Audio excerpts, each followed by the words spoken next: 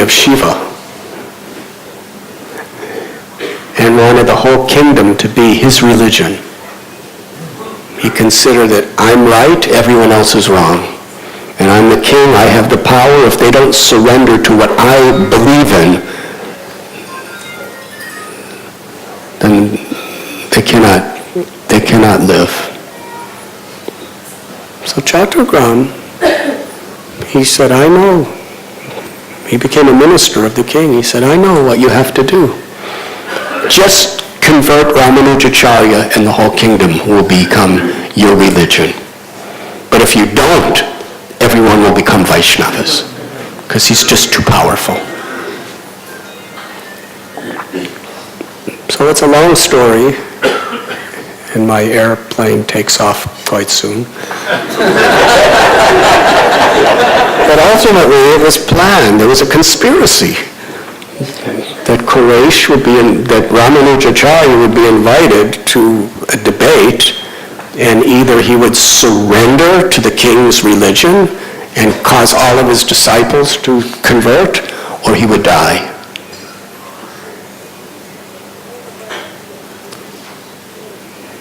So soldiers came to invite Ramanujacharya to this debate.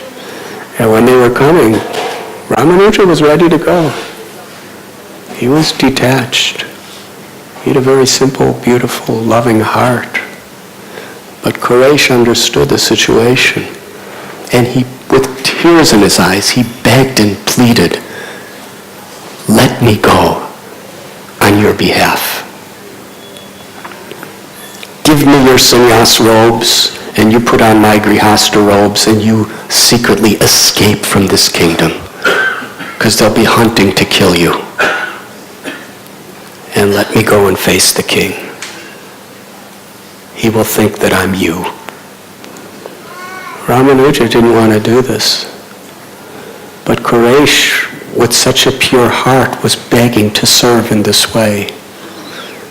So Ramanuja, he relented.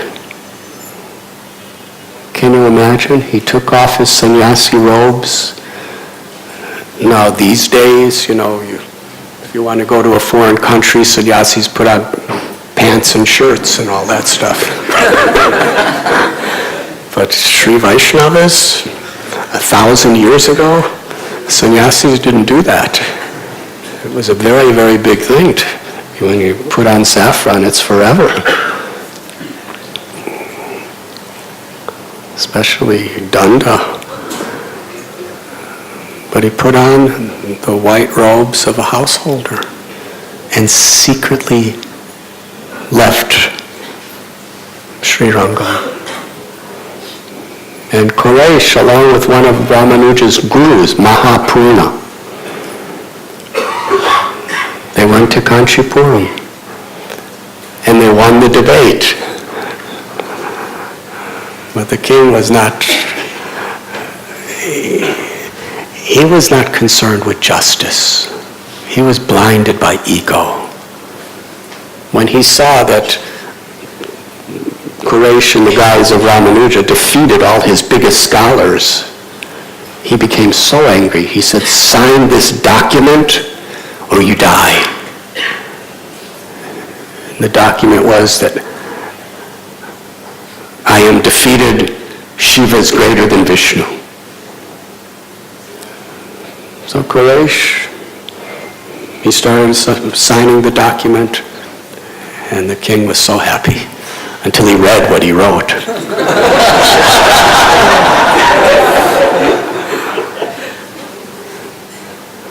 You see, in South India, there's different ways of weighing things. And one particular measure is a Shiva and one is a Drona. Yes? And a Drona is heavier than a Shiva.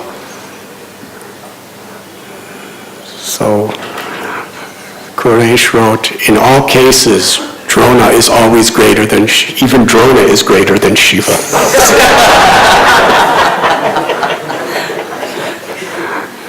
No, he was just making a joke, but you laughed. But the king didn't laugh. he sent his military out. He couldn't kill Ramanuja because Ramanuja saved someone in his family from a ghostly spirit some years before. So they took Mahapurna and Quraysh, these guards, they dragged them out to the forest and burned their eyes out with burning hot iron rods. Extremely painful. And Quraysh, after getting his eyes brutally burned out, with great humility, folded palms, he bowed down to the guards.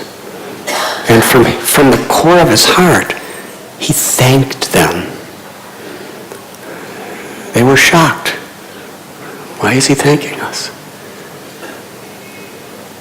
Because of you, you have given me the most intimate service to my Guru Maharaj. Because of you, you have allowed me to sacrifice my eyes in the service of my Guru. I can never repay you the debt I owe you. These most hard-hearted killers, their hearts softened. They realized this man is a saint. They apologized.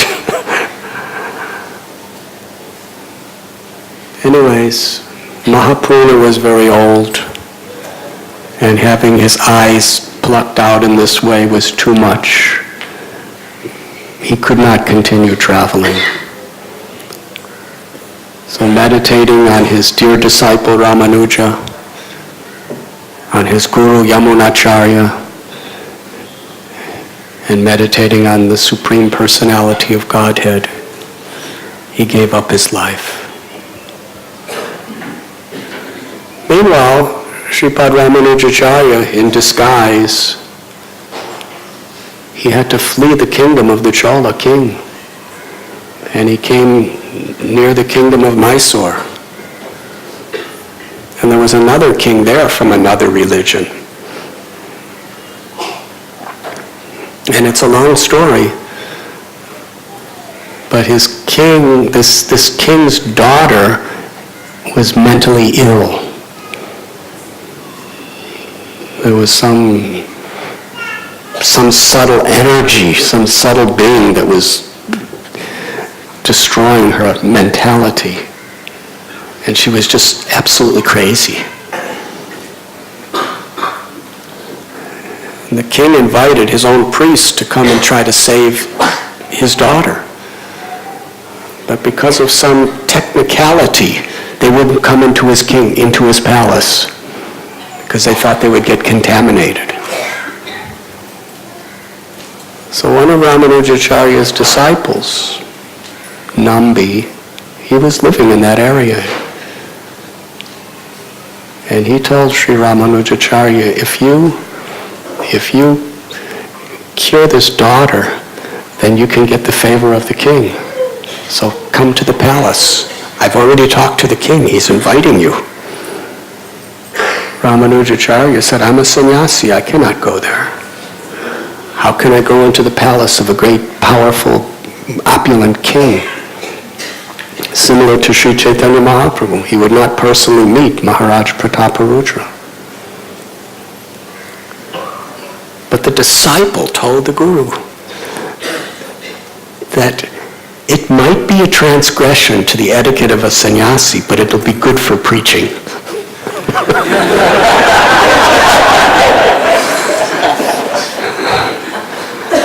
It will be a higher principle to save this man, and if you save him, you can save so many others. So Ramanuja accepted, all right, for the higher principle of showing compassion to others, then I will go into the king's palace. So he went in, and Nambi washed Ramanujacharya's feet. Actually, first Ramanuja, he went in, he was strictly business. He wasn't speaking any prajalpa with the king. He just said, he went into the palace, the king bowed down, and he said, bring your daughter. Ramanuja said, bring me your daughter. And the daughter came, and Nandi washed Ramanuja's feet, and then took that water and splashed it on the daughter's head. And suddenly the daughter, who was delirious, she became normal. And she looked at herself, and she was completely disheveled and not dressed properly. So immediately she ran out of the room, and she dressed very nicely, and then she came back in and surrendered her life to Ramanujacharya. And the king, and especially the queen, because mothers are mothers, they were very deeply moved by this. And they started asking questions, and Ramanujacharya was preaching to him. And ultimately, the king, whose name was Vittaladev, he took initiation.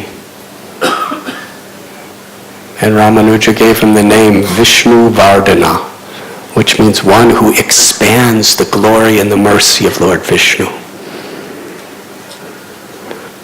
And because the king became a devotee, the whole kingdom became devotees. So see, Ramanuja's exiled. He leaves everything. He loses everything. He's in disguise, being hunted down. And he has to escape from his home, goes to a foreign land. And in the end, because of that, he met another king, made that whole country into Vaishnavas.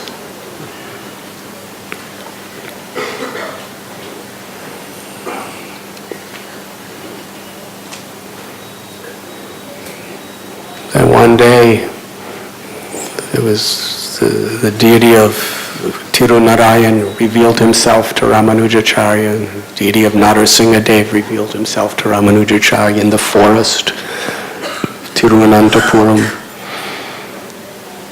And Ramanuja sent a messenger, and that messenger went and found Quraysh.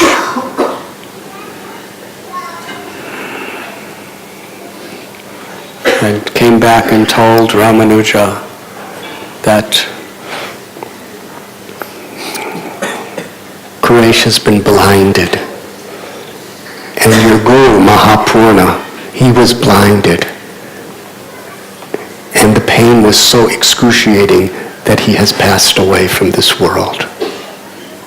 When Ramanujacharya heard that Mahapurna, who sacrificed his life just to protect his disciple, Ramanuja, according to the Sri Vaishnava scriptures, even the stones and the sticks and the trees were melting and crying with him. My disciple, he's blinded, just trying to serve and protect me. And one of my greatest, most beloved and revered gurus, not only did he blind and suffer, but he died just to try to serve and protect me. It was too much. And then he heard how the king, the Chola king, was persecuting Vaishnavas and planning to destroy temples. Ramanuja prayed to Lord Narasimhadev. Now Ramanuja was a very forgiving, compassionate person. But he prayed to Lord Narasimhadev that this king is like Hiranyakashipu. So do what you think is best.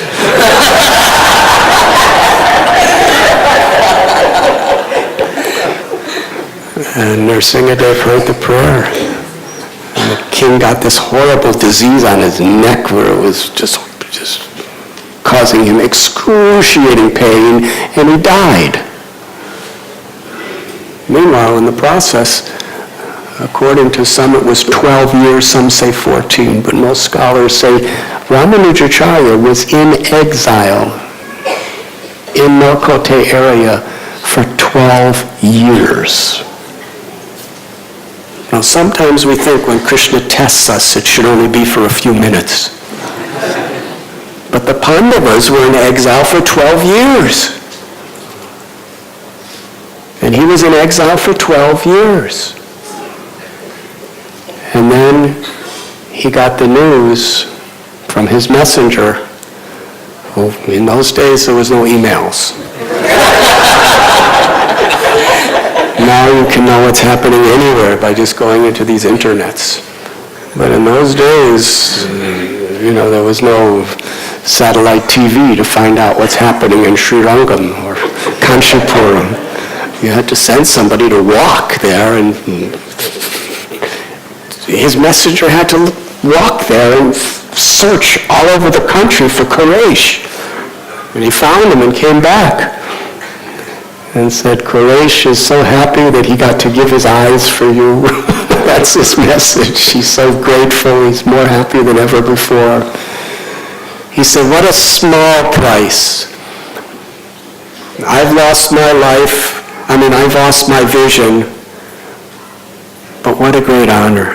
Because through my losing my vision and not being able to see the light of day, now the light of my Gurudev is illuminating the whole world and giving vision to the whole world.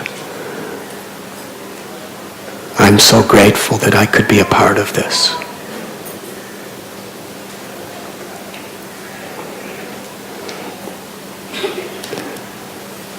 Ramanujacharya heard that the Chola king was dead. So, of course, he prayed for his soul to get delivered, and it did. Quraysh was offered Ramanujacharya later told Quraysh, ask for any benediction, ask for your eyes back. And he sang songs for the Lord in the temple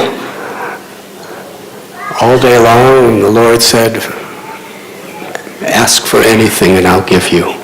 You want your eyes? I'll give you your eyes. He said, if you want to give me a benediction, give the Chola king elevation to Vaikuntha. The Lord said, well, I don't really want to do that.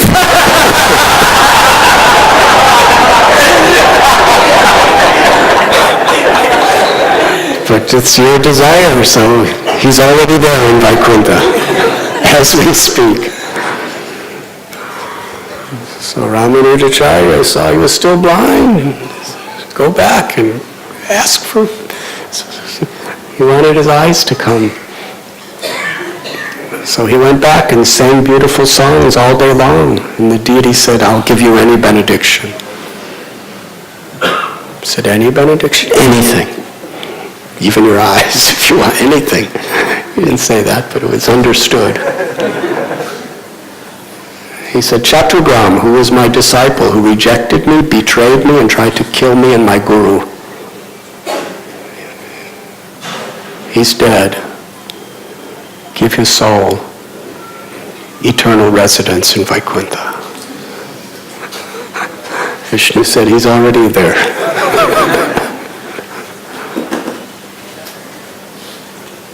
Ramanujacharya insisted. Please ask.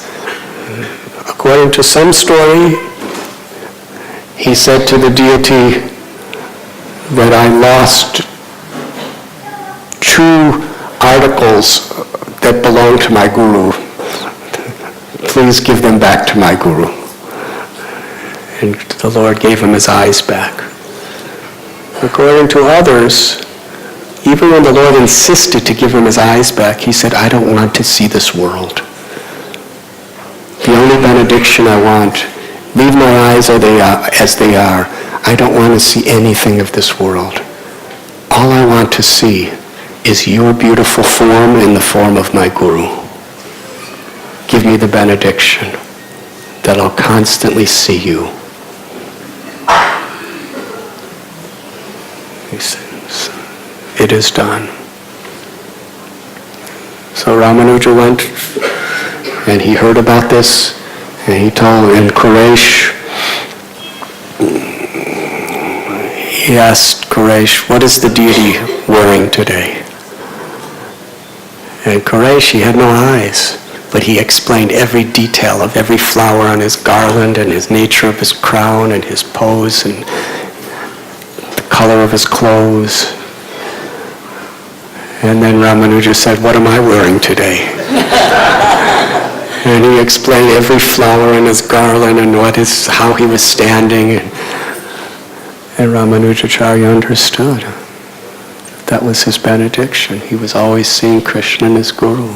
He wasn't interested in anything else. Now, to end the story, Ramanujacharya was being begged by all his devotees, and even Ranganath, the deity of Sri Rangam, was appearing to Ramanuja in dreams saying, "Now come back to Sri Rangam. Everyone's waiting for you. You've been away 12 years.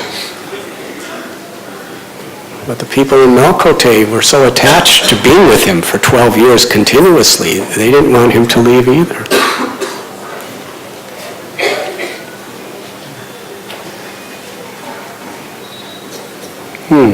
This is about my airplane. Very good justification to get me to shut my mouth and end the class. So he went back to Sri Rangam. And when he went back to Sri Rangam, the Chola king's son met Ramanuja and became a devotee and made the whole kingdom Vaishnavas. So it may have seemed like a reversal. He was humiliated, he was exiled, his guru died, his disciple was blinded, he was in exile with nothing, but in the process where he went, he made that whole kingdom and that king devotees. And then he came back, and the Chola king's son, who became the king, he became a devotee. So blessings upon millions and millions of souls that never could have happened were a result of the most serious, most inconceivable, painful tribulation of being hunted, rejected, and exiled.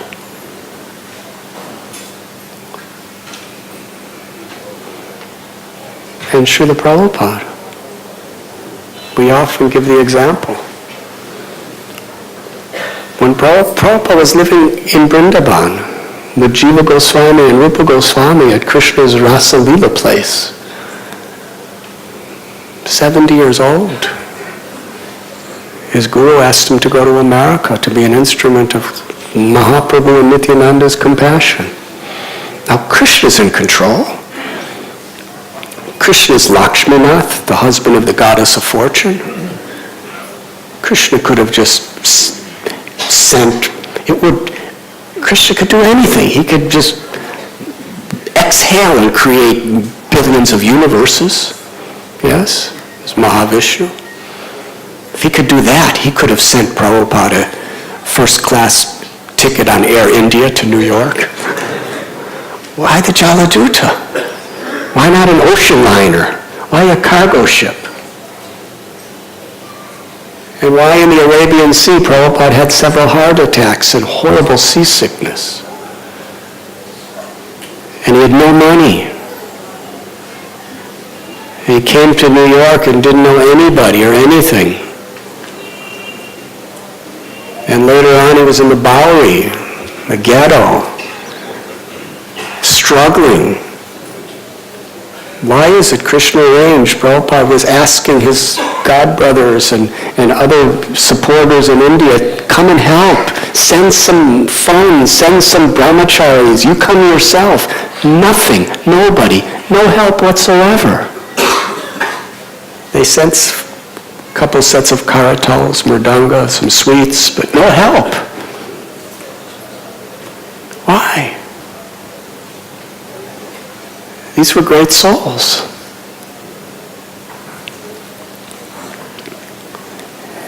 And then Prabhupada got a little tiny room in the Bowery, He was typing, somebody gave him a typewriter to write his books, and somebody broke in his room and stole his manuscripts, stole his typewriter, and stole everything he had, and he had nothing.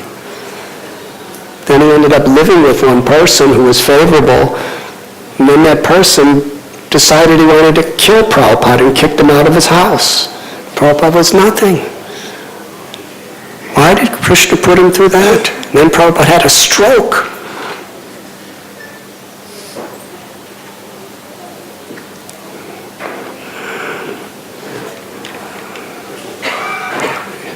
Yudhisthira Maharaj tells us why.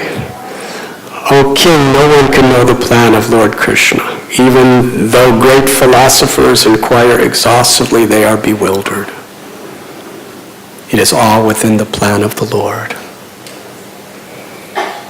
Why Prahlad was persecuted, why the Pandavas had to go through so much difficulty, why Ramanujacharya so much difficulty, why in Chaitanya Mahaprabhu's Leela, when Lord Chaitanya asked the common people chant the holy names, the Qazi was beating them, plundering them, imprisoning them.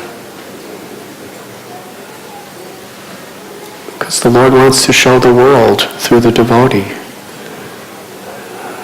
As Prabhupada says, like the housewife teaches the daughter-in-law by teaching the daughter, that if we just remain faithful, everything becomes supremely auspicious. And Srila Prabhupada is glorified millions of times more within the core of our hearts for all time to come because of the difficulties he underwent for us. What is real compassion? Krishna revealed it through Prabhupada by the difficulties he went through. And he persevered for us. So on this precious day of Bhishmashtami, after Bhishma shared his realizations with Yudhisthira Maharaj, he started glorifying Krishna. And he saw the sun enter into the northern hemisphere, Makara Sankranti time. And he realized this is an auspicious time. And stopped speaking. First he just praised Krishna, glorified Krishna. Then just gazed with his eyes on the beautiful form of the Lord and surrendered his heart. And Krishna, standing over him, released his soul to return back home, back to Godhead. Srila Prabhupada ki. Thank you very much.